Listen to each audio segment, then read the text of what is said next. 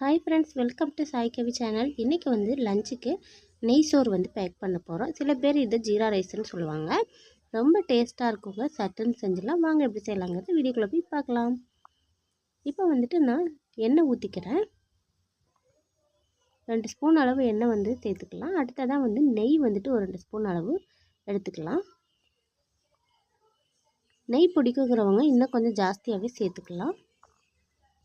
பாருங்கள், எல்லாமே நல்லா உருகிடுச்சு.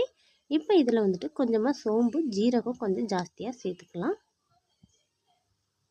நல்லா வெடிக்கட்டும். அடுத்ததாக பார்த்திங்கன்னா பட்டை, கிராம்பு, பிரிஞ்சி இலை எல்லாம் சேர்த்துருக்கேன். இது வந்து நல்ல வாசனையாக இருக்கும்.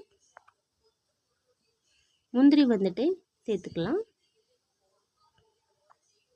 பாருங்கள், நல்லா எல்லாமே வந்து வெடிச்சிருச்சு. இப்போ வந்து ஒரு பெரிய சைஸ் வெங்காயம் எடுத்திருந்தேன். அதை வந்து கட் பண்ணி சேர்த்துக்கிறேன்.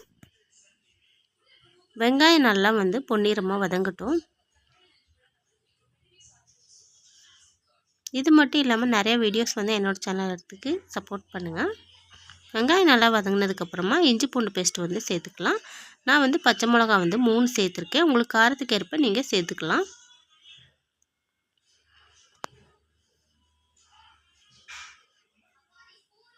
எல்லாத்தையுமே பார்த்திங்கன்னா நல்லா கலந்து விடலாம். அடுத்ததாக பார்த்திங்கன்னா புதினா, கருவேப்பிலை எல்லாம் வந்து எடுத்து வச்சுருக்கேன். அதையும் வந்து சேர்த்துக்கலாம்.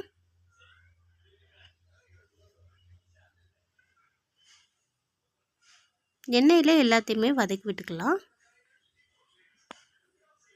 அடுத்ததாக பார்த்திங்கன்னா தயிர் வந்து சேர்த்துக்கலாம்.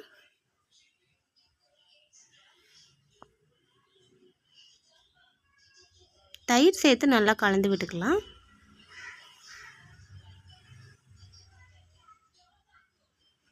புதினா போட்டதுமே பார்த்திங்கன்னா ஃப்ளேவர் செமையாக இருந்துச்சு. நல்லா வாசனையாக இருந்துச்சு.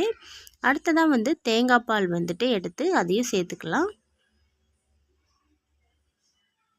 இப்போ வந்துட்டு நான் வந்து இன்றைக்கி சாப்பாட்டு அரிசி தான் எடுத்திருக்கேன். இது பிரியாணி அரிசியில் செஞ்சால் இன்னுமே நல்லாயிருக்கும். ஆனால் சாப்பாட்டு அரிசிலேயே செய்யலாங்க.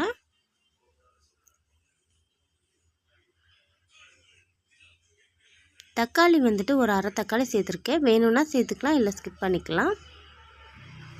இப்போ பாருங்கள், இது ஒரு 3லேருந்து 4 விசில் விட்டு எடுத்துக்கலாம்.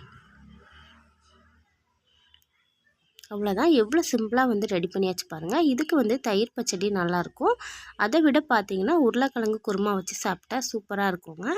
நீங்களும் ட்ரை பண்ணி பாருங்கள். வீடியோ பிடிச்சிருந்தால் லைக் பண்ணுங்கள், மறக்காமல் சப்ஸ்கிரைப் பண்ணுங்கள். பக்கத்தில் இருக்க பெல் பட்டனை கிளிக் பண்ணி வச்சுக்கோங்க. அடுத்த ஒரு வீடியோவில் ரெசிபியில் பார்க்கலாம். பாய்.